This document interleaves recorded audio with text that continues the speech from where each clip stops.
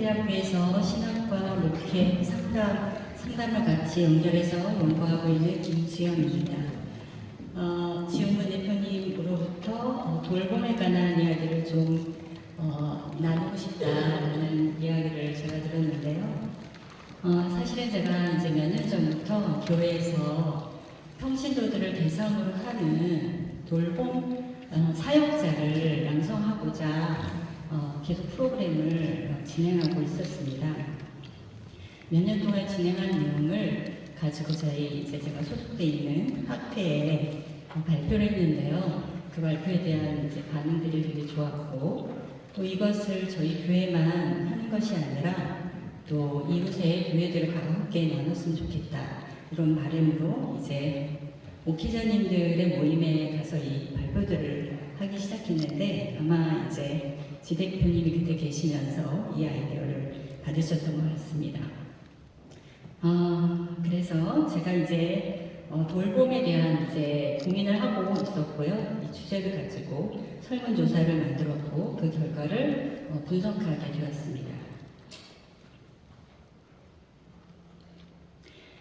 돌봄이라고 그러면 보통 지금까지는 가정에서 또 여성들이 많이 해왔던 일들이라고 생각하죠. 그래서 제가 그림을 하나 가져왔는데, 아픈 사람을 돌본다, 또는 어린이를 돌본다, 또는 연약한 사람들을 돌본다. 그래서 한국교회가 지금까지 사실은 잘 해왔던 거라고 우리가 알고 있었습니다. 그런데 돌봄에 대한 인식이 바뀌고 있다는 것이죠. 제가 그렇게 교회에서 2022년부터 케어링이라고 하는 돌봄 사역자, 평신도 우리 성극을 대상으로 한 돌봄 사역자 양성 과정을 시작하면서 제가 절실하게 피부로 느껴진 것이 있었어요. 한국 사회에 돌봄에 대한 욕구나 아니면 기대가 좀 한국 방향으로 좀 흐르고 있구나라는 걸 제가 피부로 느끼게 되었습니다. 그 변화를 데이터를 통해서 알려드리고자 하는 것입니다. 그렇다면 왜 지금 돌봄인가라는 것입니다. 지금까지 우리가 돌봄 해왔어요. 말씀드렸듯이 여성들이 가정에서 주로 많이 해왔고요. 교회 안에서도 해왔고, 또 주로 여성들이 많이 담당했던 그 돌봄이 다시 이슈가 되는 것은, 물론 국가에서 지금 돌봄에 대한 이제 제목을 가지고 많은 사업들을 하고 있고 지자체가 하고 있습니다. 수도권은 특히 굉장히 더 열심히 하고 있는데, 가만 그 내용을 살펴보니까 사회복지사의 역량들이 많은 것 같아요. 그래서 긴급하게 돌봐야 될 대상들이 돌봄에서 방치되어 있기 때문에 국가 차원에서 이제 뛰어들어서 하고 있는데요. 몇 가지로 살펴본다면 지금 사회의 돌봄에 필요한 트렌드를 이해하실 수가 있을 것 같습니다. 첫 번째로는 1인 가구가 급증하고 있고, 중요하게는 이제 외로움이라고 하는 이슈입니다. 한국교회 트렌드 2024년, 그러니까 2년 전의 트렌드를 보면은 그때 외로움이라는 주제로 조사를 한 것이 있었습니다. 교인들이 외로움을 느낄까? 놀랍게도 40% 이상이 외로움을 느낀다라고 나와서 충격을 줬는데요. 그러면 일반적으로 국민들은 몇 %일까? 큰 차이가 없었습니다.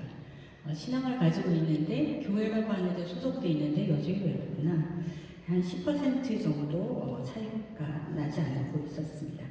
그래서 신앙인이나 비신앙인이나 이거는 신앙의 문제라기보다는 이게 사회적인 어떤 문화의 문제이구나. 근데 가만히 살펴보니까요, 외로움이 크구나, 고립이 큰 사회구나. 특히 팬데믹 코로나 이후로 인간과 인간 사이의 단절이 굉장히 커졌습니다. 그런데 이제 정신건강적으로 보면은 고립이 모든 정신질환의 굉장히 중요한 이슈 중에 하나거든요.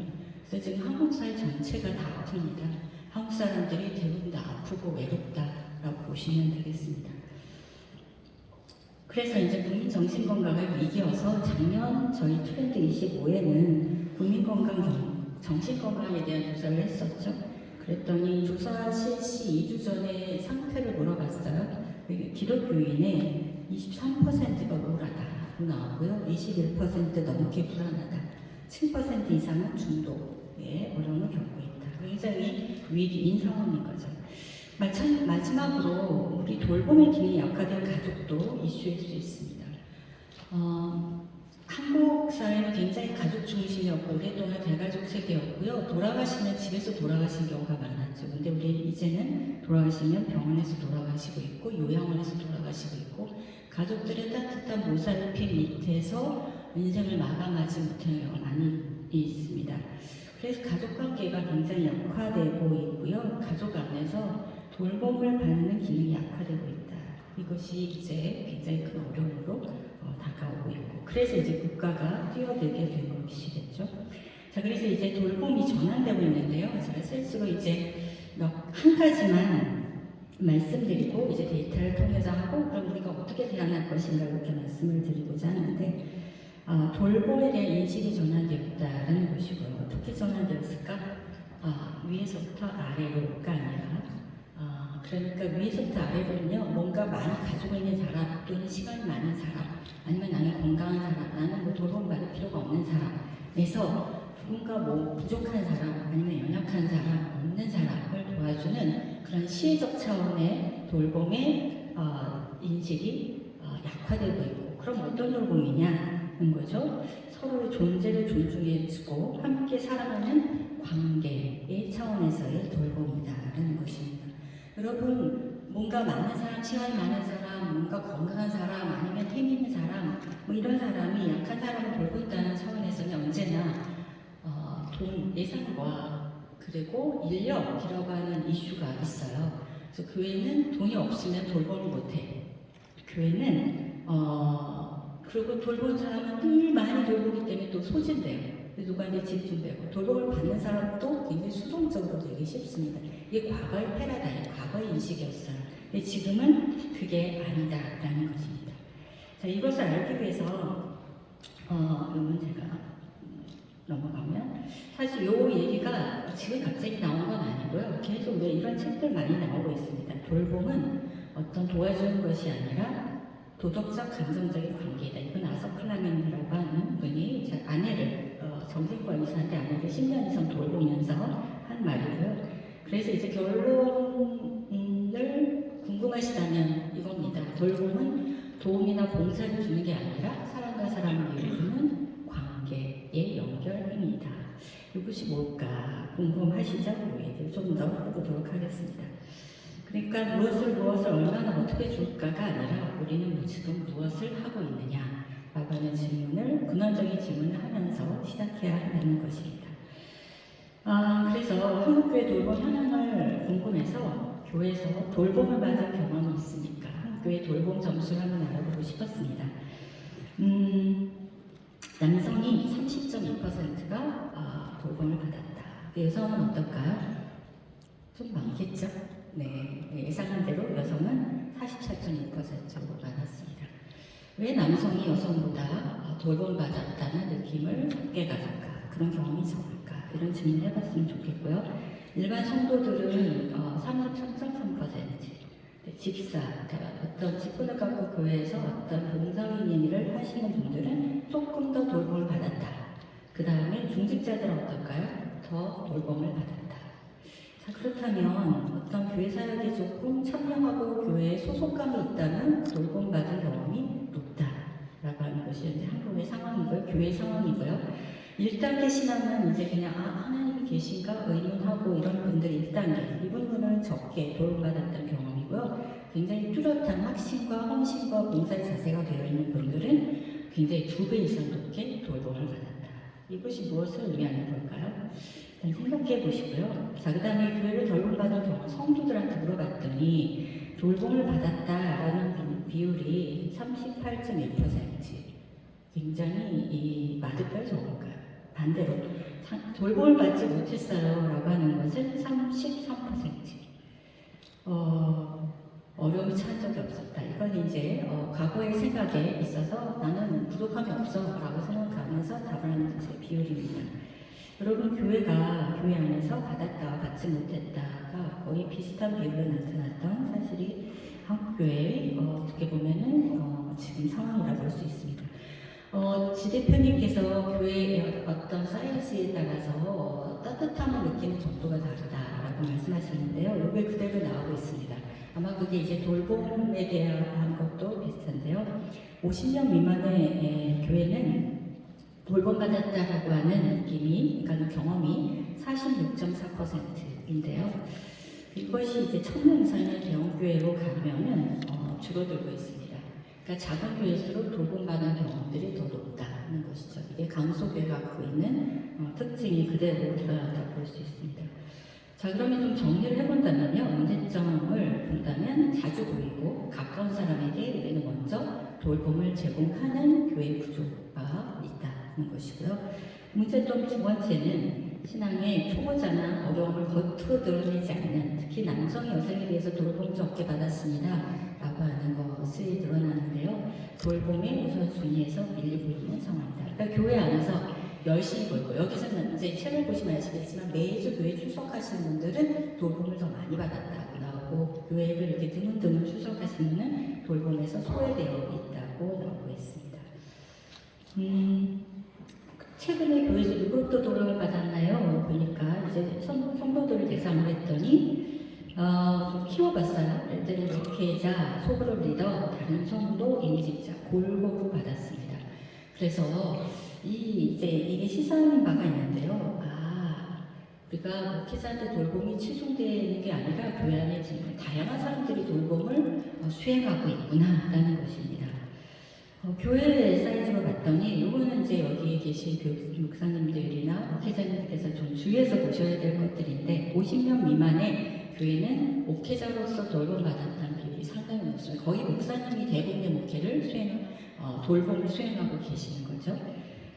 두 번, 이제 50명에서 99명 사이즈의 교회는 어떤 추이로 바뀌냐면, 목회자의 돌봄 비율이 낮아지면서 대신 임직자의 돌봄 비율이 높아지고 있습니다. 이걸 가만 보니까 100명 미만의 교회는 사실 소그룹 리더를 세우기가 어려워요. 그래서 주로 이제 장로님이나 권사님이나 집사님을 세워서 목회를 동역하고 계시는 거죠. 그러니까 목회자 임직자가 같이 돌봄을 제공하는 주체가 되어 있고요. 1000명 이상 정도, 이게 100명 이상에서 1000명으로 올라가면 할수록 목회자의 돌봄 수행 비율이 줄고 있고요. 대신 소그룹 인도자들이 돌봄을 주로 시행하고 있고, 그 다음에 못지않게 다른 성도들, 그러니까 서로 돌보는 성세가 진행되고 있는 겁니다. 그래서 요거에 지금 저희가 교회 사이즈마다 돌봄 수행자들이 좀 다르고 있다. 교회 특성을 반영하고 있다고 볼 수 있습니다. 그렇다면은 트렌드의 전망, 아니면 우리가 짚어봐야 될 것은요, 전교회적인 돌봄 교육이 필요하다는 것이고요. 교회 규모에 따라서 돌봄의 구조와 전략이 좀 달라져야 될 수도 있다. 제가 소속되어 있는 교회는 이제 대형교회라고 볼 수 있는데, 그래서 소그룹 리더들이 거의 교회의 핵심 파워들입니다. 그래서 제가 저희 교회 소그룹 리더도 몇 번 교육하고 하는데요. 소그룹 리더분들이 어찌 보면 교회 엔진이다.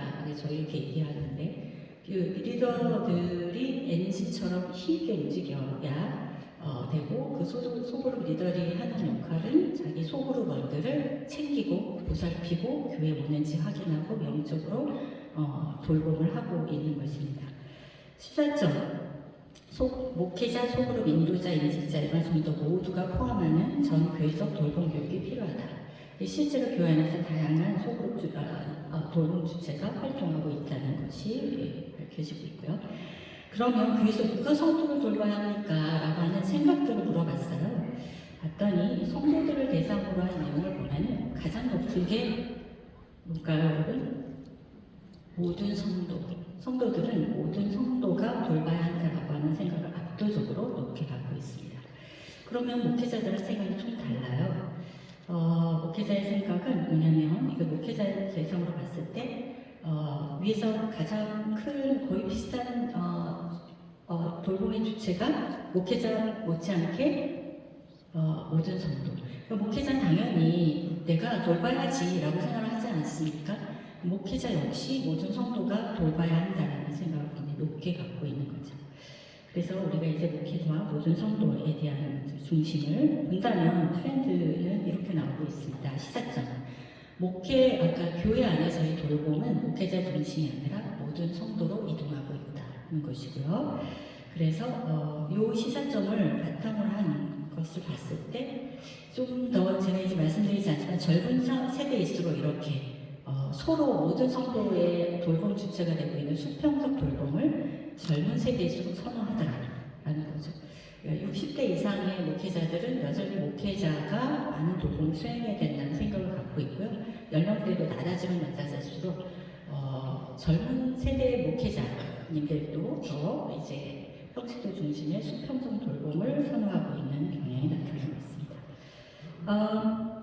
돌봄은 어떤 돌봄을 행해야 되냐? 여러분, 제가 이 고민을 오랫동안 하게 된 게 여러 목회자님들 만나서 개인적으로 들어보니 우리 교회에 결혼하지 않은 신부들이 있는데 소그룹에 참 들어가기도 힘들고 그렇다고 해서 교회 그냥 방치하기도 어렵고 이런 사람들이 많아요. 우리 교회 이러이러한 사람들이 있는데 내가 돌보기에는 참 모르겠고 힘들어요. 이런 내용들을 제가 듣게 되었습니다. 그러니까 우리가 그런 분들 위한 전문적으로 상담가들을 만나게 하는 것도 필요하지만 제가 봤을 때 사실 전문 상담가한테 가는 거 보통 10번 만나고 많아봤자 20번 그것도 돈 내고 만나고 국가에서 해주면 10번 무료 몇 년 지나면 또 무료 이게 해결이 안 됩니다. 물론 이런 문제로 급한 불을 꺼야 되겠지만 제가 고민을 하게 된 건 교회가 이런 뭔가 따뜻한 교회가 돼야 되겠구나. 교회가 어떻게 따뜻한 교회가 돼야 될지, 교회 안에서 어떤 일들가 가장 많이 이제 고민되지 이런 걸 알아보기 위해서 그러면 어떤 돌봄 형태가 필요할까요? 라는 질문을 하게 되었습니다. 목회자와 성도의 생각이 얼추 비슷하게 나타나죠. 공감과 위로가 말씀과 기도보다 조금 더 돌봄에서는 유효하다, 돌봄의 측면에서는 필요하다라고 보았던 것입니다.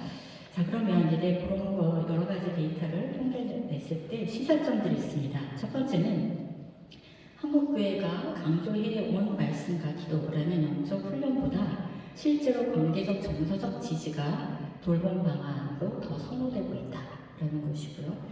두 번째는 기도와 말씀 중에 영적 도움을 우리가 게을리할 수 없는데 이것과 정서적 지지를 어떻게 조화시켜 나갈 것인가 라고 하는 고민을 하게 된다는 것이죠.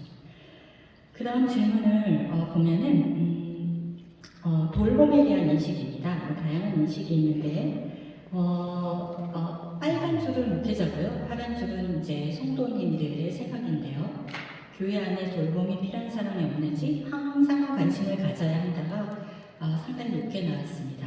목회자와 계신 성도들. 두 번째, 교회 안의 성도들이 서로 돌보는 문화가 필요하다. 이 두 가지가 굉장히 압도적으로 나왔고 아픈 사회를 돌봐야 될 책임이다. 교회의 사명감에 대해서 세 번째. 마지막으로는 효율적인 목회 돌봄을 위해서 평신도 사역자를 양성해야 된다라는 게 목회자님들에는 높은 이데였는데 요구가 높았는데 평신도 입장에서는 뭘 또 배워야 하고 뭘 더 해야 되나 이런 측면에서 좀 인식이 낮았습니다.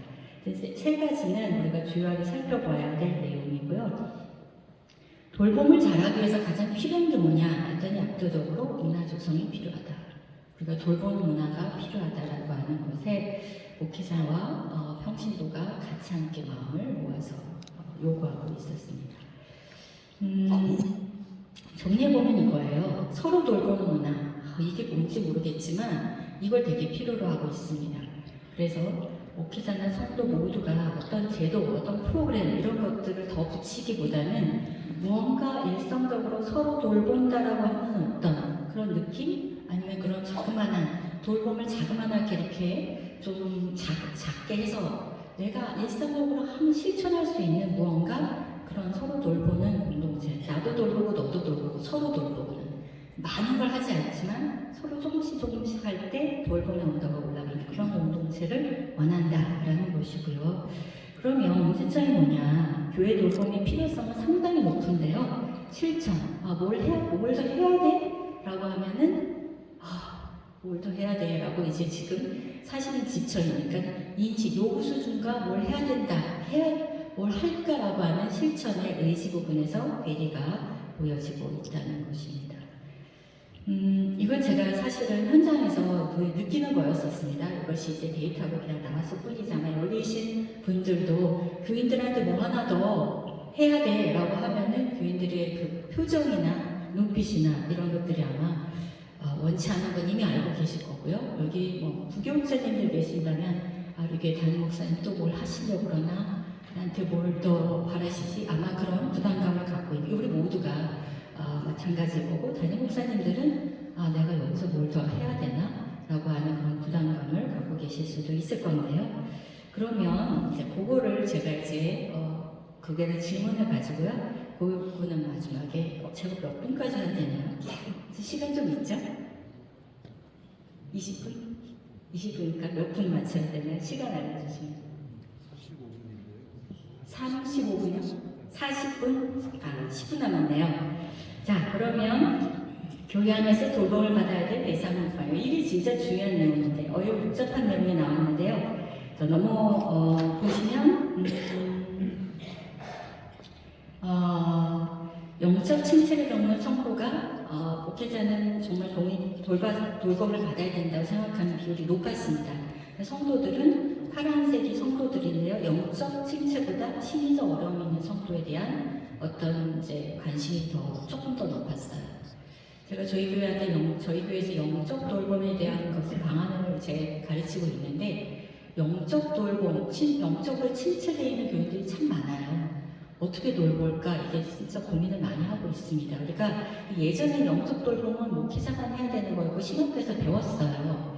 그런데 지금 말하는 서로 돌봄, 우리가 서로 영적 돌봄을 해준다고 그러면 성도들도 영적 돌봄, 영적 침체에 있는 성도들을 내가 뭐라고 말해주지? 내가 어떻게 해줘야 될까? 이런 고민을 다 하고 있다는 것입니다.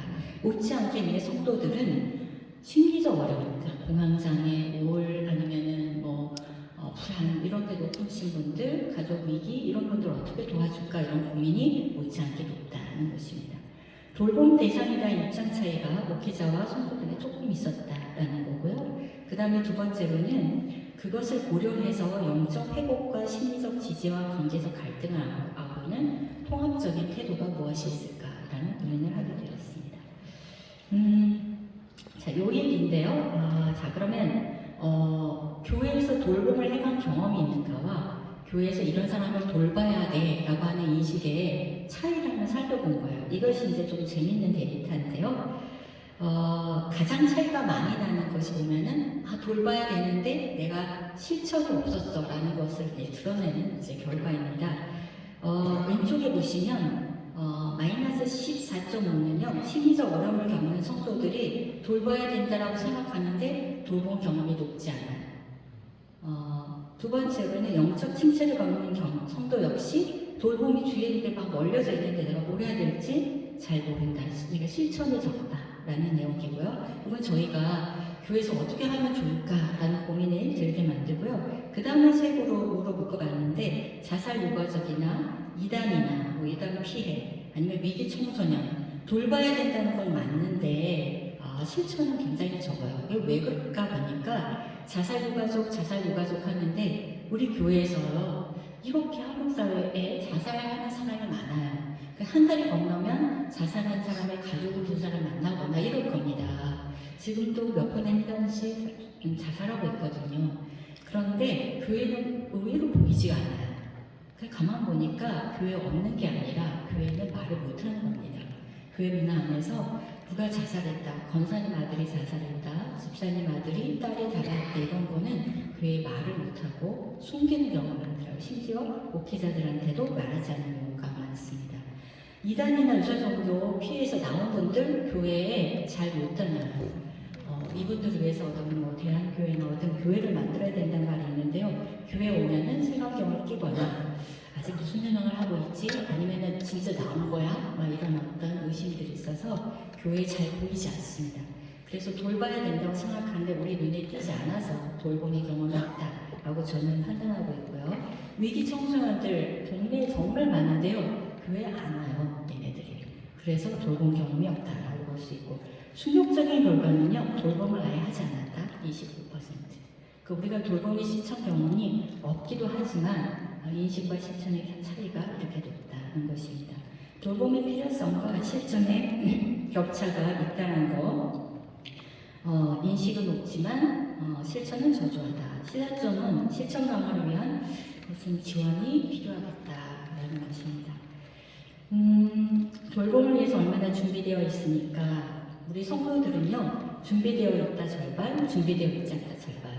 내가 준비되어 있는 거야? 아닌 것 같아. 이런 또 혼란스러워하고 있다는 거고, 체계적인 훈련을 받지 않았고 당신이 돌보는 주체라고 부여받지도 않았기 때문에 열심히 뭔가 조언하고 있고, 그리고 열심히 뭐 힘든 사람 있으면 여기 정수 제가 몇년 살았는데 그렇게 음식을 나눔을 잘하세요. 그래서 아프면은 뭐 김치에다 주고 뭐에다 주고 밥 갖다 주고 죽해다 주고 하는 거. 근데 내가 돌봄을 하는 사역을 맡은 사람이야 라고 하는 부여받은 적이 있기 때문에 그냥 열심히 하고 있어서 혼란이 존재하는 것 같고요. 목회자들은 거기에 비해서 상당히 돌봄하고 있다라고 뚜렷한 인식을 보이고 있습니다. 자, 목회자를 위한 돌봄. 이게 제가 정말 궁금했던 거예요. 돌봄을 받고 싶습니까? 어떤 돌봄을 받고 싶나요? 질문했을 때요, 돌봄을 받고 싶다고 생각하는가 상당히 높습니다. 한 거의 75%에 육박해요. 소진되어 있다? 아니면은 나는 누구를 열심히 성도를 위해서 뛰는데 나는 누가 위로의 말 한마디 해주나, 우리가 이렇게 갈급하고 있다는 것이고요. 어떤 돌봄을 원하십니까? 했을 때 나를 돌아보는 상담이나 코칭을 해주는 멘토가 필요하고, 나를 성찰하고 또 성상하는 어떤 상담이 필요하다. 압도적으로 이렇게 나타났습니다. 그래서요, 시사점을 보면은 자연스러운 돌봄 의식이 형성되는 돌봄 훈련이 뭐가 있을까라는 고민이 있고요. 두 번째는 목회자를 위한 돌봄, 돌보는 사람을 위한 돌봄, 그리고 목회자 대상의 기본적인 돌봄 교육이 뭐가 있을까, 이런 고민을 하게 되었습니다. 트렌드 전망입니다. 정리해보면 상호 돌봄 문화가 매우 요구되고 있고, 목회자와 평신도 우리 성도님들 모두 다 우리가 서로 돌보고 싶어 라고 하는 생각을 하고 있습니다. 그래서 근데 이제 돌봄에 소외되는 층이 있었잖아요. 잘 안 보이는 성도, 교회 잘 안 나오는 성도, 그런 성도들이 돌봄을 받지 못했다고 하니 무언가 그런 성도들한테도 귀에 들리는, 아니면 그 느껴지는 그런 교회의 돌봄 문화는 뭐가 있을까?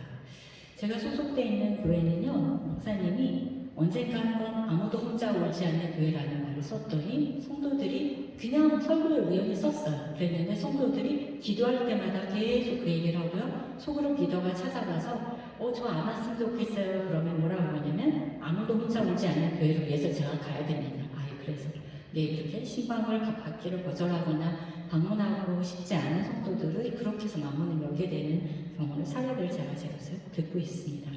서로 돌보는 문화는 어떻게 형성해야 될까? 그래서 목회자님들 계시면은 여러분 돌봄 선교를 많이 하시면 좋겠어요. 돌봄 시리즈를 하거나 교회 표에 정서적 민감성을 넣는, 따뜻함을 반영하는 그런 표어들을 계속 하면 좋겠고, 그런 돌봄을 넣는 세미나를 하거나 아니면은 목자 훈련, 소그룹 리더 훈련, 아니면은 재직 훈련, 그리고 디지털 채널 혹시 카톡으로 소통을 하신다면 카톡으로 오늘의 돌봄 말씀 이러면서 돌봄을 주제로 넣으면 성도들이 사실은 사회에서 많이 듣는 게 돌봄이라는 단어이기 때문에 굉장히 친근하게 다가온다는 거죠. 마지막으로 이제 문화 창출을 위해서는요, 돌봄 훈련을 받은 사역자 양성, 소그룹 리더, 그리고 임직자 대상으로 돌봄 훈련을 하면 좋겠다. 그래서 저희 교회는 장로 권사 안수 집사님이 되기 위해서 돌봄 제가 하는 케어링을 듣도록 이제 권유하고 있습니다. 그래서 듣지 않았으면 필수 과정은 아니지만 듣지 않았으면 수년 내에 돌봄 케어링 과정을 들으시도록 합니다. 그래서 교회 모든 구성을 선교도 돌봄이다, 세상을 향한 돌봄이다, 돌봄으로 하고 있습니다. 자기 돌봄, 여러분 자기 돌봄 이게 굉장히 요구되고 있는 건데요. 제가 이제 케어링이라고 하는 5주 과정의 이 강의를 처음 시작했을 때 이게 뭐야, 나는 열심히 돌고 있는데 뭘 더 잘 돌보라고? 라고 하는 그런 교회의 그 중직자 권사님들이 관심은 있는데 듣기 싫다는 거예요. 더 돌보라고 하는 것 같아서. 근데 제가 그때 말씀을 드렸죠. 4주 과정 중에 2주는 자기를 돌보는 방법을 알려드립니다. 그 말 듣고요, 이것이 반응이 엄청 컸고요. 그래서 강의내용을 알려드려야 되겠다. 그래서 자기 돌봄 1, 2, 타인 돌봄 1, 2. 그런데 타인 돌봄도요, 무엇을 해주는 것이 아니라 첫 번째는 경청 방법, 그 다음에 두 번째는 공감 방법. 그래서 이렇게 제가 4가지를 가리키는데요. 그것을 보고 타교의 성도들이 와서 내가 듣고 싶다. 그래서 제가 그걸 처음에 교회 개설했을 때 우리 교인들이 내가 교회에 50년 다녔는데 이런 교육을 처음 받아왔습니다. 제가 이제 오시면 너무 일하시라 힘드시죠? 제 목소리 주무세요. 제 목소리 좀 졸리시죠? 톤이 해서요. 제 목소리 좀 졸리는 톤인데 얼마나 좋습니까? 지금 피곤해지시잖아요. 피곤해서 뭐 들으려고 오셨잖아요. 우리 교회를 어떻게 살리려고 오셨잖아요. 그런데 시작은 쉼입니다. 여기 목회자님들 너무나 지치고 힘든데 돌이켜보면은 내가 쉬는 시간이 별로 없었어요. 그런 생각을 많이 갖거든요. 그래서 그냥 여기 와서 주무시면 좋고, 또 돌보려고 우리 케어링을 듣는 우리 교인들은요, 일부 예배부터 봉사하려고 예배드리고 봉사 한 차례 하고 주려고 우리 수업을 들어요. 얼마나 피곤합니까? 그래서 제가 좀 먹을 거 많이 차리고 따뜻하게 하고 따뜻한 정말 좋은 간식을 차려서 그냥 주무시다 가는 시간을 하자라고 하는 게 저의 모티브이기도 합니다. 세 번째는 돌보는 자를 위한 돌봄이 필요하다. 목회자 돌봄 시스템을 구축해야 합니다. 우리 목사님들, 목회자가 돌봄에 대한 인식을 바뀌지 않으면 이게 굉장히 어려워요. 그래서 제가 이걸 어떻게 할까? 그래서 목회자 소집 예방 프로그램이 뭘까? 그리고 돌봄의 사각지에 놓기 위해서 우리가 할 수 있는 게 뭘까? 그래서 돌보기 위해서 우리 교회 나오세요라고 할 수는 없잖아요. 그런데 교회 한 번이라도 나왔는데 무언가 교회 안에 돌보는 게시판을 만든다거나, 아니면 내가 정말 예전에도 울고 싶어서 교회 와서 우셨잖아요. 새벽 예배 이럴 때. 그런데 새벽 예배 이럴 때 못 나오는 경우도 많잖아요. 그럴 때 교회 아무 때나 왔을 때 뭔가 기도실을 돌봄 회복 기도실이라고 한다거나, 아니면 그 벽의 한 구석을 공동 기도벽이나 공동 그림벽을 해서 서로 나 요새 어때요라고 해서 문형으로 붙여서 그 사람을 위해서 할 수 있는, 이 교회가 내가 있는 공간이 뭔가 있어, 나를 위로해주는 한마디 말이 있어 라고 하는 것이 들려지고 보여지는 것, 어떻게 하면 좋을까? 이런 것들을 고민하게 되었습니다. 제가 이걸 먼저 고민하게 되었기 때문에 사실은 목회자님을 위해서 제가 케어링이라는 것을 시작을 했어요. 저희 교회들 대상을 했는데 이거를 교회 목회자님들을 위해서 했으면 좋겠습니다라는 교회 밖에 이 요구가 있어서 제가 올해부터 시간 내는 것 이제 시작을 했고요. 많이는 제가 받지 않습니다. 왜냐면 이게 돌봄이기 때문에 돌봄을 배우기도 하고 돌봄을 체험하시도록 하기 위해서 한 번에 20명의 목회자님들만 제가 받아요. 그래서 목사님이나 사모님이 오시라고 하는데 사모님 혼자 왔다가 두 번째 올 때는 목사님 모시고 오고 동생 목사 부부를 또 모시고 오고 이렇게 해서 조금씩 이제 확산되고 있긴 합니다. 일단은 결정된 게요. 대구에서 있고요. 그 다음에 광주에서 오늘 있고 하반기에는 소망 수양관에서 있습니다.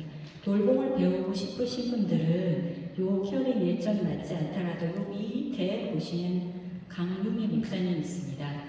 전화번호를 확인하셔서 문의해 주시면 제가 어떻게든 마련해 보도록 하겠습니다.